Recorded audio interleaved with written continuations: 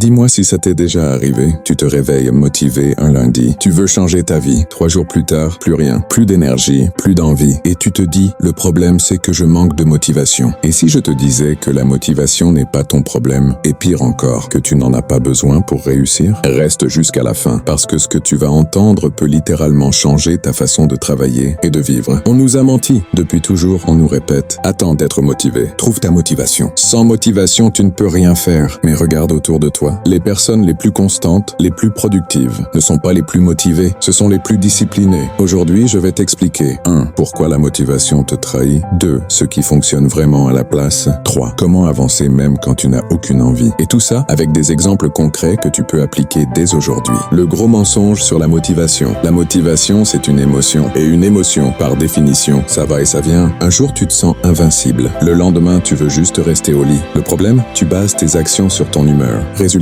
tu travailles quand tu en as envie. Tu abandonnes quand c'est inconfortable. Tu recommences encore et encore. C'est pour ça que tu fais toujours des débuts explosifs, mais jamais de fin solide. La motivation, c'est comme un coup de café. Ça réveille, mais ça ne construit rien sur le long terme. Et maintenant, laisse-moi te montrer ce qui change vraiment tout. Ce qui remplace la motivation. 1. Les systèmes, pas l'envie. Les gens qui avancent ne se demandent pas. Est-ce que j'ai envie? Ils se demandent, qu'est-ce que je fais maintenant? Ils ont des systèmes simples. Toujours travailler à la même heure. Toujours commencer par la même tâche. Toujours suivre la même routine. Quand c'est automatique, tu n'as plus besoin de motivation. 2. L'identité avant l'action. Au lieu de dire, je dois me motiver pour travailler, dis-toi, je suis quelqu'un qui agit même sans envie. Ce n'est pas ce que tu fais parfois qui te définit. C'est ce que tu fais quand tu n'as pas envie. Chaque petite action renforce ton identité. Et plus ton identité est forte, moins tu négocies avec toi-même. Comment agir quand tu n'as aucune motivation? 1. Rendre l'action ridicule. Si la tâche te paraît lourde, c'est qu'elle est trop grande. Ne dis pas, je vais travailler 2 heures. Dis 5 minutes. Une seule page. Une seule action. Le cerveau déteste l'effort, mais adore le mouvement. Commence petit, très petit. 2. Supprimer les choix. Moins tu choisis, plus tu avances. Prépare tout à l'avance. L'heure, le lieu, la tâche précise. Quand le moment arrive, tu n'as rien à décider. Tu exécutes. 3. Ne pas chercher à se sentir bien. Tu n'as pas besoin de te sentir bien pour agir. Tu te sentiras bien après avoir agi. Arrête d'attendre l'énergie. Crée-la par l'action. L'effet caché de la discipline. Voici la vérité que personne ne te dit. La discipline te libère. Elle te donne de la confiance. Elle te donne de l'estime. À chaque fois que tu agis sans motivation, tu prouves à ton cerveau que tu peux compter sur toi. Et cette confiance, c'est elle qui change une vie. Retiens ça. La motivation est instable. Les systèmes sont fiables. L'action crée l'énergie. La discipline construit l'identité. Tu n'as pas besoin d'attendre, tu n'as pas besoin d'être prêt. Tu as juste besoin de commencer, même imparfaitement. Alors fais une chose aujourd'hui, une seule, même petite.